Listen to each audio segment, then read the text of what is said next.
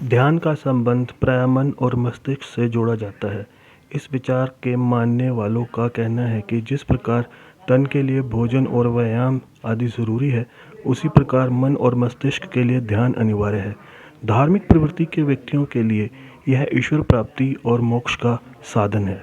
कुछ ध्यान को पूर्णतः एक आध्यात्मिक क्रिया मानते हैं। हर धर्म में, चाहे वह मस्तिष्क हो या नास्तिक, ध्यान का महत्वपूर्ण स्थान है। जैन और बौद्ध दोनों धर्मों में ईश्वर का कोई स्थान नहीं, लेकिन ध्यान के क्षेत्र में ये दोनों ही अद्वितीय हैं।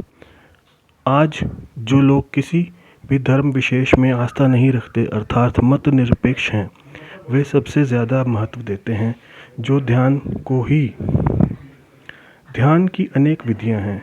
वस्तुतः ध्यान का संबंध न केवल मन, मस्तिष्क, ईश्वर, मोक्ष तथा आध्यात्म से है, अपितु इसका सीधा संबंध मनुष्य के तन या भौतिक शरीर से भी है।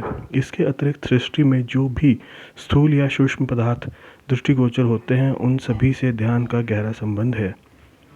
ध्यान का मन से क्या संबंध है? वस्तुतः ध्यान जो जानने के लिए मन को जानना जरूरी है, और मन को जानना अत्यंत कठिन है।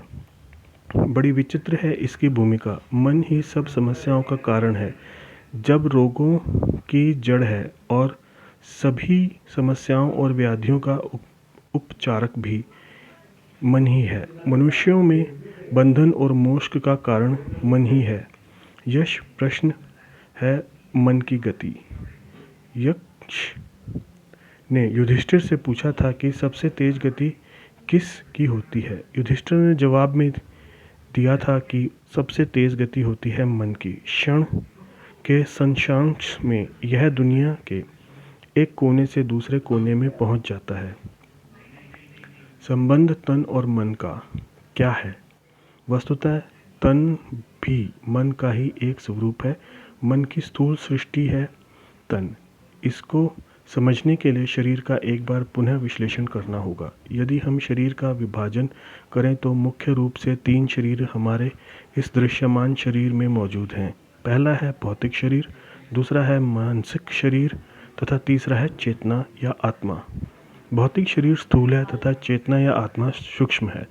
इनके बीच उपस्थित है मानसिक शरीर या मन। ये तीनों एक दूसरे से एक प्रकार से जुड़े हुए हैं कि इन्हें अलग अलग करके देखना असंभव प्रतीत होता है, और इसका कारण है मन की चंचलता। ध्यान द्वारा मन की चंचलता को नियंत्रित करके हम शरीर की अलग अलग परतों को देखने का प्रयास कर सकते हैं, और इसी में छिपा है तन के उपचार का रहस्य। मन की बाहरी और आंतरिक गतियाँ। मन की गति 2 प्रकार की है, एक है बाह्य तथा दूसरी आंतरिक। बाह्य गति वह है जो भौतिक पदार्थों की ओर अग्रसर होती है। मनुष्य की भौतिक इच्छाओं का उदय मन की बाह्य गति के कारण ही होता है। हमारा तन अर्थात स्थूल शरीर भी एक पदार्थ ही होता है। जब मन इसके बारे में सोचता है तो यह प्रतिक्रिया करता है कि शरीर मन के अनुसार बदलता है। जैसी मन की इच्छा वैसा भौतिक शरीर। मन की दूसरी गति है आंतरिक गति। इसका अर्थ है मन स्थूल शरीर की अपेक्षा सूक्ष्म शरीर की ओर अग्रसर हो रहा है। यहाँ हम अपने मन के द्वारा अपनी चेतना से एकाग्र होने की ओर अग्रसर होते हैं। इसको कहते हैं मन द्वारा मन के स्रोत की यात्रा।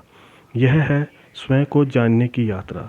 जब यहाँ यात्रा संपन्न होती है तो बाहर की यात्रा की आवश्यकता नहीं रहती। भौतिक जगत अस्तित्वहीन होने लगता है।